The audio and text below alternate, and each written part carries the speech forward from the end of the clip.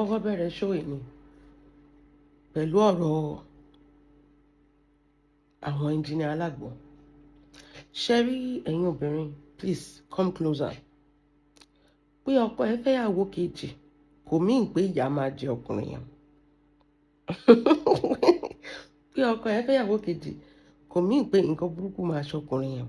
In fact, àwọn tó tún fẹ́yàwó kejì gan, àwọn ló máa ń gùn lẹ́mìí jù. Bẹ́ẹ̀ni, statistically speaking, ni mo sọ obìnrin ni mi, I'm going to tell you the truth. I didn't say it's morally right, but I have literally not seen anything bad happen to a man tó fẹ́yàwó kejì tó lówó lọ́wọ́. Ẹ gbọ́dọ̀ highlight ibi tó lówó lọ́wọ́, bẹ́ẹ̀ni.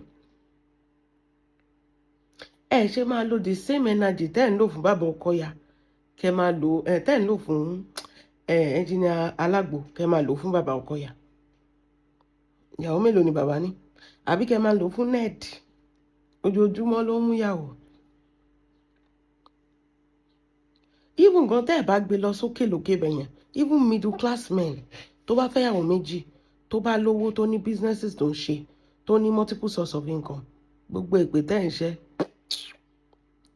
kò síbi tó máa lọ. Mo ń sọ kinní kan pé engineer alágbo ò bad bá ṣe wò ó. Mo mọ̀ pé gbogbo wa fẹ́ sympathize pẹ̀lú ìyáálé ni initially, pé àwọn galavant pẹ̀lú ìyàwó tuntun, báwo ni ìyàwó lè ṣe máa feel, gbogbo wa fẹ́ sympathize pẹ̀lú ìyáálé ni. But along the line, if you look at it, this man is a responsible man. Why don't you people talk about the part whereby he's paying for his children's school fees? Ilé tí ìyá igi mọ́ ń gbé, òun ló ṣe ń sanwó ilé, òun ló ń gbówó oúnjẹ sílẹ̀. That is it. You cannot eat your cake and have it. In fact, nínú Al-Quran tẹ́ gbé dání, you see that it's clearly stated there tó bá ti lè ṣe déédéé. Gbogbo ẹ̀yin tẹ́ ń jáde tẹ́ ń ṣépè fún engineer alágbo, tẹ́ ló lọ sí club, gbogbo ẹ̀ ṣẹ̀bọ́n ló render apology. You people are just using sentiments. There is real life. Life doesn't care if you are good or you are bad. Life will life. Bẹ́ẹ̀ni. In fact, bad things used to happen to good people jù gan, statistically ni mo ń sọ yìí. Bad things máa ń ṣẹlẹ̀ sí good people, àwọn ló máa ní nǹkan tí ò dá máa ń ṣẹlẹ̀ sí jù. Engineer Alagbo has not committed an offence by marrying a second wife. Ẹ̀yin tẹ́ sọ pé ṣèbó ṣe apologize ni wípé òun ló ti lọ sí club yìí, ṣé kó lọ kú ni? Nǹkan tó ṣàṣẹlẹ̀ ti ṣẹlẹ̀. Ẹ wá kó gbogbo ẹ̀ṣẹ̀ ilé ayé yín, ẹ wá kó lé engineer Alagbo lórí wípé ọjọ́ alẹ́ ni they play, kò sọ́jọ́ alẹ́ kankan bí kankan. In fact, àtọkùnrin gan tí ò lówó lọ́wọ́ kò sọ̀rọ̀ ajá alẹ́ kankan bí kan. Ọkùnrin tí ò fẹ́yàwó kejì gan jẹ́ ìyàjọ́ ọkùnrin tó fẹ́yàwó kejì gan lọ́jọ́ alẹ́ lọ. Ẹ kó làṣírí kúrò lẹ́kọ̀ọ́ ẹ̀kọ́ kọ́là. Ọkùnrin tí ò fẹ́yàwó kejì ó jẹ́ ìyàjọ́ ọkùnrin gan tó fẹ́yàwó kejì lọ́jọ́ alẹ́ lọ. Life doesn't care whatever it is that you do. Nǹkan tó bá ti pè é ní kò ṣe. You cannot be castigating engineer Alagbo. Reason tí mo sọ bẹ́ẹ̀ ni pé he is doing for the ìyálé, he is doing for the ìyàwó. Ìyálé gan gbà ju ìyàwó lọ. Òun kọ́ ló ń sanwó. By default, ìyálé ìyẹn ìyá igi mọ́, she's still a liability to engineer Alagbo. Sisi Alagbo ti nílé tiẹ̀ tó ń gbé, ilé tó kọ́ tó ń gbé. Sisi Alagbo ti ní successful business tó ń ṣe. Sisi Alagbo ò dẹ̀ bímọ fún engineer Alagbo. So the person collecting more money is still ìyá igi mọ́. Ẹ sọ pé okay, eléyìí tẹ́ fi ń ṣépè fún engineer Alagbo, ẹ̀yin ò ṣe fẹ́ kán sọ fún ìyá igi mọ́ pé kó máa lọ. Kí ló dé, kí ló jókòó tí ò fẹ́ lọ? Ẹ rí bí ẹ rí ẹpọ̀n géèmù tí bọ̀bọ̀ yẹn ń ṣe, ẹ rí bó ṣe bad. Ó dẹ̀ ti ń fún ẹ lówó ń tọ́jú àwọn ọmọ. Kí ló dé tí ìyá igi mọ́ ò ṣe lọ? Ẹ̀yin ò ṣe gbé question yẹn bẹ́yìn. Ó ń fún ẹ lẹ́pọ̀n, ó ń tọ́jú ilé. Ẹ wá sọ pé nǹkan kan máa ṣe, bùtù fẹ́ dàgbà sí nǹkan tó máa ṣe. Ṣé òun ló máa kọ́kọ́ fẹ́yàwó kejì? Àbó òun ló máa kọ́kọ́ fẹ́yàwó kẹta? Àbó òun ló máa kọ́kọ́ ṣe tírísàn? Ọ̀dẹ̀ woman yẹn wá sọ pé ṣé irú ọkùnrin yẹn ó yẹ kán jẹ́ kó gbé ní agbègbè? Ẹ̀yin odi ló yẹ kó máa gbé. Torí he doesn't have a right like you. Kò san tax yẹ like you. Ẹ̀yin tí lẹ́yìn ò bá ti tò lẹ́ máa gbẹ́nu wá sórí social media báyìí tẹ́ máa sọ pé bó ṣe yẹ kán ṣe é nì, ó yẹ kán lé ó yẹ kán lé tó bá yẹ pé pásítọ̀ àbí àfáà ni engineer Kọ̀rẹ́ màá sọ pé ó yẹ kán demote ẹ̀ because example ló ń set, but when he's a normal guy, a normal human being, rí another one tó ti jáde lẹ́yìn ẹ̀ bí 3 sí 4 ti jáde tó tún bad gan, rí Títí Alágbo ẹ̀ ń kígbe, ẹ lọ wo àwọn tó tún ṣẹ̀ jáde tó tún bad ju Títí Alágbo yẹn lọ. Ṣáyé máa parẹ́ ni? Ayé ò ní parẹ́ náà. Ẹ má máa fi sentiment àbí nǹkan tó ń go through tọkọ tiẹ̀ ò bá tọ́jú ẹ̀, láìfù tiẹ̀ nìyẹn, ìwọ ló lọ́yàn bí tí ò dáa. Ẹ má máa gbé gbogbo ẹ̀ lé gbogbo ọkùnrin lórí. Ìwọ ló lọ́yàn kan tí ò dáa. Àwọn ọkùnrin gidi á tò sí ẹ o, bọ̀ ó ní nǹkan tẹ́ ẹ máa ń sá tẹ̀lé. Ẹ máa yan ọkọ tí ò dáa, tẹ́ bá tó wá rí nǹkan kékeré ẹ máa wá kó gbogbo kinní. Orin tó ń kọ́nu club ó ní ọ̀tá mi máa yọ̀ mí, kì í ṣorí ọ̀tẹ̀, kì í ṣorí àbòsí. It's just sending a message wípé eléyìí tẹ́ ṣe inú ọ̀rọ̀ ayé mi ó ti tó. Òun ṣubú òun sì lè dìde, kì í ṣorí àbòsí. Club tó dẹ̀ lọ yẹn ó lọ fi ṣe kíni, tún pàrònú rẹ ni. Tó bá ronú kú ẹ̀yin náà lè máa sọ pé orí yín ti mú.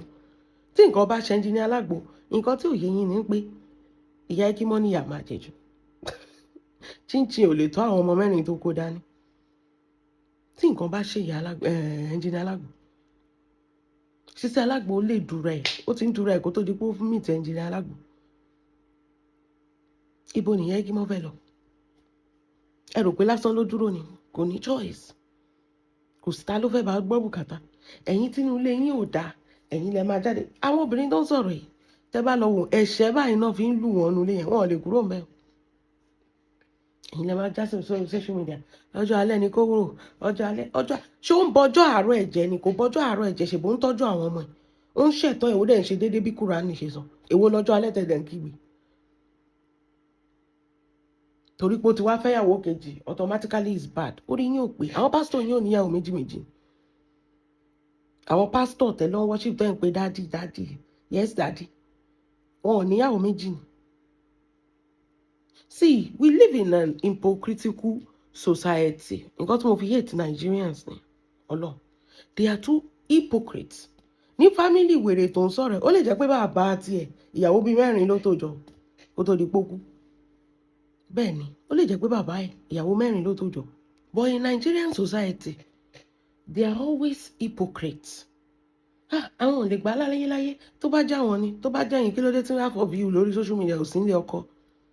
Ẹ̀yin gbọ́rọ̀ mi dẹ́lẹ́rú, kí ló dé tẹ́ ẹ̀ sí nílé ọkọ? Kí ló dé tẹ́ ẹ̀ ń pàṣípàrọ̀ ọkùnrin?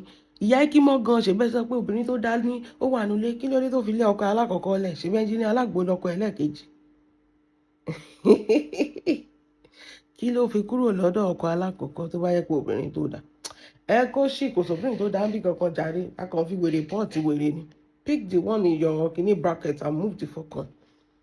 Most of you are single mother, baby mama. Tẹ̀ mọ́ bí tí bàbá ọmọ yín wà. Ìyá Ekimo too, she was somebody's baby mama.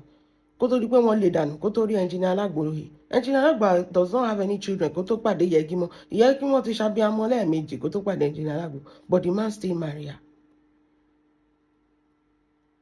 Ọkùnrin mélòó ló lè ṣe yẹn? Obìnrin tó ti bí wọn méjì tẹ́lẹ̀ kó tó pàdé, ó dẹ̀ ṣe fẹ́. Kò sọ̀rọ̀ lẹ́nu Ìyá Ekimo Ọlọ́run. Tó bá yẹ pé Engineer Alágbo is maltreating her, ṣó ti yẹn, tó maltreat ẹ̀, tó ń fẹ̀tọ́ ẹ̀dùn, tí ò ń wálé, tí ò fún lẹ́pọ̀n, tí ò kí ń fún lówó oúnjẹ.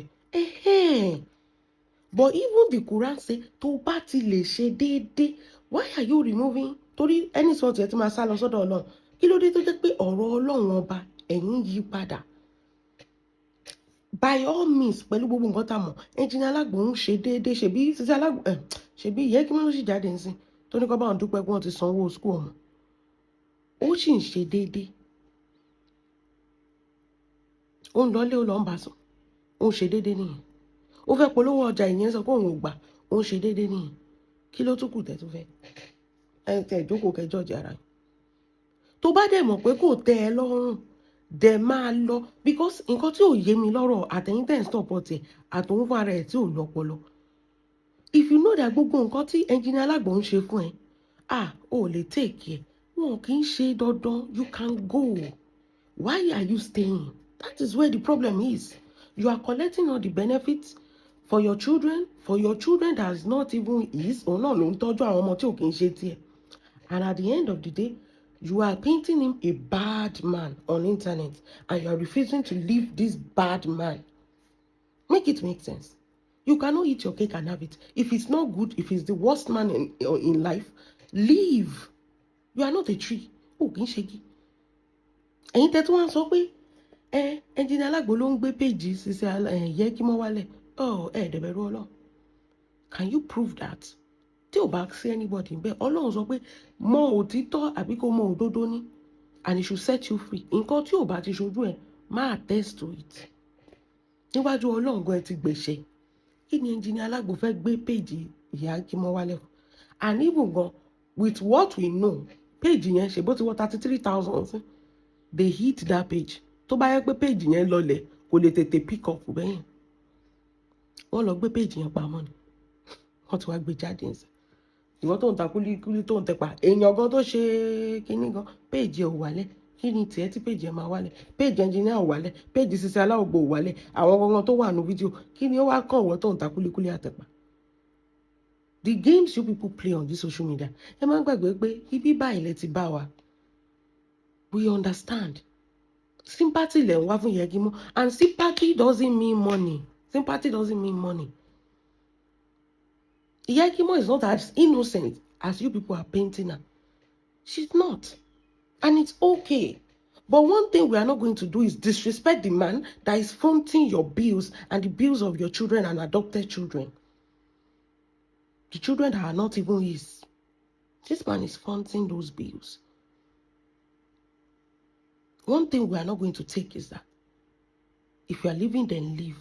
If you are staying, then stay with sense. Mú ẹ mọ́lẹ̀. Gbogbo àwọn tó ń support ẹ, ṣé wọn ti sọ fún ẹ pé kó kúrò ńbẹ̀ ni? Kí wọn náà di káyé ẹ bàjẹ́ bíi tiwọn, kó di single mother. Ilé ọkọ méjì ló ti tọ́wò. Ṣebí at the corner of your room when you sit down, wàá ti rò dáadáa pé tó bá lọ ń sìn, ta ló fẹ́ fẹ́ kò séèyàn tó fẹ́ gbégi eléèrà mọ́. Tábà sọ pé ta ló máa gbé responsibility àwọn ọmọ tí ò kí ń ṣe tiẹ̀. O tún ti da single mother nìyẹn. Sisi Alágbo máa ṣe kí ni? Ó máa yọ̀ tọ̀ mí lórí ogó yẹn ni. You know. Bọ̀ àwọn wèrè tó ń support ẹ̀, òun ni mo sọ pé bàbá ọmọ wọn mọ bí tó wà o. Ṣebí ìwọ tẹ̀ ṣì rí bàbá ọmọ. Wo ọjọ́ tó bá máa mọ nǹkan tó ń pè ní ayé, ọjọ́ tí Engineer Alagbo bá ti fi ẹ́ lẹ̀. Ìgbà ló máa wá rí pé women supporting women, kò sí women supporting women kankan. Wọn ò ní support ẹ o. In fact, nǹkan tó fẹ́ kó ṣẹlẹ̀ nínú life ẹ náà, not in bá ẹ plan ni. Tó bá dẹ̀ ti wá ṣẹlẹ̀ tán. Mo wá fẹ́ bèrè nǹkan lọ́wọ́ ẹ pé ṣé Engineer Alagbo ò bẹ́ẹ̀ sùn látijọ́ yìí? Tí ò bá bẹ́ẹ̀ sùn, lọ́ra fi divorce letter ẹ lẹ̀. Sórí bẹ́ẹ̀ mi ṣe ń sọ fún ẹ pé kó lè yá, kí ní àjọ ẹ lè yá kíákíá. Ó ń dó gbogbo obìnrin ń ta, kò dáa, it's not good for your ẹlẹ́dà. Kó bùkátà ẹ̀ kó tún kúrò ńbẹ̀. Kó wá wo bí anybody máa gbé ẹ sílé. Ṣé rí reality lèmi máa ń sọ. It may not be fair. The only unfair thing this man did for Kini is to marry a second wife. Yàtọ̀ sí yẹn, what exactly has he done to Yẹkímọ́? The only thing láti years and years tó ti ń bàbọ̀ tí Yẹkímọ́ kọ́ ọmọ wá sọ́dọ̀ Engineer Alagbo. Engineer Alagbo was a young boy without children. Kò bímọ rí.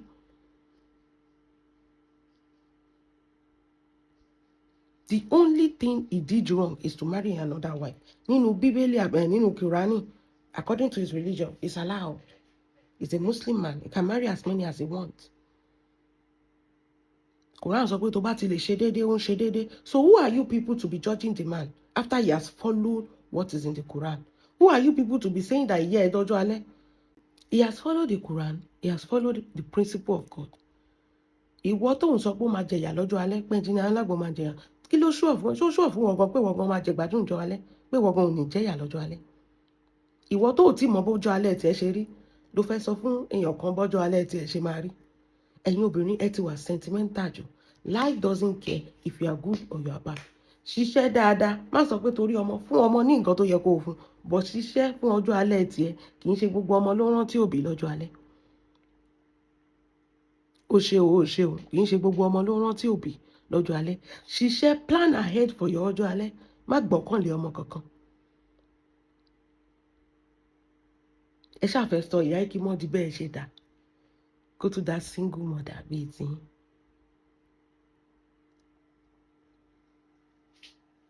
Kò sí nǹkan tó máa ń ṣe Engineer Alagbo. Ó ní ẹ ṣé àárín àwọn èèyàn ló yẹ kó máa gbé, àárín ẹran ni. Olórí burúkú woman tó ń sọ̀rọ̀ yìí tó bá jẹ́ pé ẹ̀dìyẹ ló ń tà tí Engineer Alagbo bá mówó wá pé àmú fẹ́ rẹ̀ ẹ̀dìyẹ ṣé kò ní tà fún. Àwọn tó sọ pé Engineer Alagbo kò yẹ kó máa gbé láàrin èèyàn kò ní tà fún, kò san tax, kò sanwó ilé, kò róúnjẹ, kò repo sí mọ́tò. He's not a citizen that is developing part of the country. So why will he not live there? What makes you think that he's not supposed to live among men? Because I don't understand. Ṣé ìjọba sọ pé òkè torí pé o ti ṣe tírísọ̀mù is an offence? Èèyàn tó bọ́mọ sùn jọ sí ó wà nulẹ̀ tó lọ ń dìfà ọmọ kékeré ó ń jọlá ẹ̀yìn praise ẹ̀ eléyìí ò bọ́mọ kékeré sùn ẹni is not supposed to live among men. Orí yín ò pé. So àmọ́ ń ta ló yẹ kó ti live. Àwọn tó ń pààyàn they are living among ṣe bóun lẹ́ ń praise ẹ̀ kì í praise wọn ni. Àwọn pásítọ̀ yín tó ń parọ́ fún yín tó ń bá gbogbo ẹ̀rí pásítọ̀ tó ń bá gbogbo àwọn ọmọ ìjọ sùn tó kàn rí Telegram tó ti dó wọn tán. Òun kọ́ lẹ́yìn kúnlẹ̀ fún tẹ́yìn ṣe dádì. You just pick on whoever you want to pick on social media. That is one thing about you people. Ó ní mo máa ń sọ pé social media ẹ̀ lè bully mi torí wèrè gan lèmi gan fún ara mi. Àjọ máa bully ara wa ni. Nǹkan tẹ́ ń ṣe sí Engineer Alagbo, you are expecting him to be crying, he should be wailing. Ó ti bẹ̀bẹ̀. Kí ló tún kù? Èyí tó bá jẹ́ mi gan mi ní bẹ̀bẹ̀. Màá bẹ̀bẹ̀ torí pé mo dóko ṣe é ṣe èrè ni. Tí mo dóko tí ń ṣe pé mo lọ ṣàgbèrè ó kó ọkọ mi mà ní. Nǹkan tó bá wù mí mo lè fi ṣe. Mo lè unscrew ẹ̀ kí yọ́ dání kí fi sínú báàgì. Na my own. Ó ti bẹ̀bẹ̀ ó tó sọ pé kò yẹ kó máa gbé láàrin àwọn òjò. Ṣé ìwọ yẹ kó máa gbé láàrin àwọn òjò? Ṣé èèyàn tó disvirgin ìwọ ló fẹ́ sílé? Ṣé o lè fọlọ́run gbárí pé látijọ́ tọkọ ẹ ti fẹ́ o ṣàgbèrè? Àti pé o test ọkùnrin àti pé o fọkùnrin náà àgbèrè làgbèrè ń jẹ́ àgbèrè ni cheating ni àti emotional cheating àti physical cheating àti visual cheating àti tàtàtà cheating ni. Most of these women they are jobless. Coming out to judge a man ẹ bá mi bèrè pé baby father tí wọ́n kọ́ kí ló dé tọkọ fi ẹlẹ̀ tọmọtọmọ. If you are a good woman they will not leave you. Ọkọ ẹ̀ ò ṣàfẹ́yàwó kejì kó tó di pé ó kẹ́rù ó kúrò lọ́dọ̀ ẹ̀. Ọkọ ẹ̀ ò fẹ́yàwó kejì kó tó di pé ó fi ẹlẹ̀ náà. That is just it.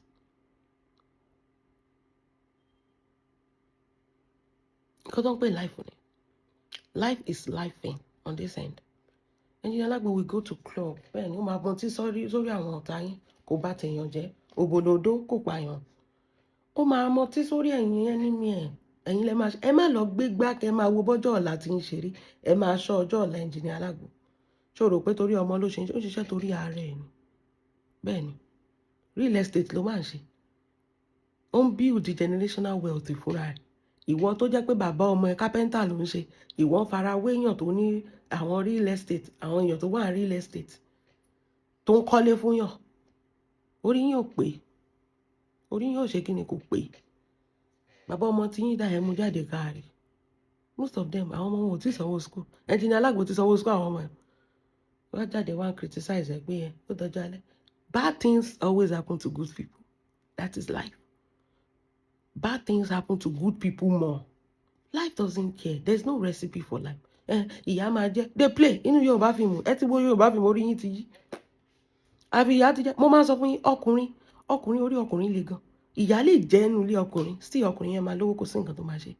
Kó ṣe pẹ̀ fún ó máa tí another motor. Bẹ́ẹ̀ ni. Ìwọ ni ìyá kan jẹ́. Kò fi lè jẹ ìyá ni. You better look after your own life. Ẹ máa ṣọ́ Engineer Alagbo kiri. Kò yẹ kó gbé láàrin àwọn èèyàn.